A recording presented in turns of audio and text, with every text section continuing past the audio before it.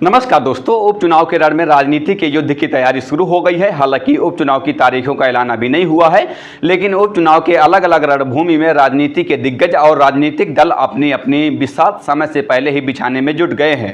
राजनीतिक दल अपनी जीत का दम भर रहे हैं और जीत हासिल करने को लेकर सियासी समीकरण साधने लगे हैं, जिसके चलते कानपुर की शीशमऊ विधानसभा सीट पर भी उपचुनाव के बादल मंडरा रहे हैं, क्योंकि पिछले 6 बार से यह सीट सपा के पाले में है।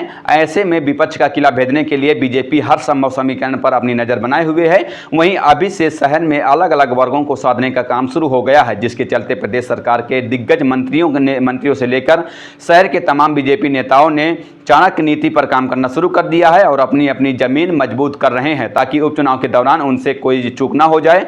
कानपुर की शीशमऊ विधानसभा सीट, जिस पर सपा का कब्जा लंबे समय से है, और इस सीट पर सपा विधायक हाजी इरफान सोलंकी काबिज हैं। लेकिन कानपुर में साल 2022 में हुए एक जमीन पर आगजनी के मुकदमे पर विधायक इरफान सोलंकी के पृष्ठभूमि को जला दिया गया और उन्हें कानूनी पचड़े में फंसाकर 7 साल की कैद करा दी गई, जिसके बाद से इस सीट पर उपचुनाव होना लगभग तय माना जा रहा है। हालांकि इरफान का परिवार और उनके वकील हाई कोर्ट से लेकर सुप्रीम कोर्ट तक इस बात की पैरवी में लगे हुए हैं कि उनकी 7 साल की सजा पर यूं ही राहत कोर्ट से मिल जाए, जिससे उनकी विधायकी बच जाए। लेकिन ना तो अभी न्यायालय से राहत मिली और ना ही अभी उपचुनाव की तारीखों का ऐलान हुआ है। लेकिन सत्ता दल बीजेपी इस सीट पर उपचुनाव को लेकर तैयारी में जुट गई है और इस सीट को लेकर किसी भी तरह अपने खेमे में करना चाहती है। बीजेपी के दिग्गज नेताओं ने शहर के अलग अलग वर्ग को साधने का काम शुरू कर दिया है, जिसके चलते प्रदेश सरकार में मंत्री सुरेश खन्ना और नितिन अग्रवाल ने शहर के मुस्लिम, दलित, वैश्य और व्यापारी संघ सिंधी पंजाबी वर्ग के साथ बैठक शुरू कर दी है। शहर के अलग अलग हिस्सों में यह बैठक शुरू की जा रही है और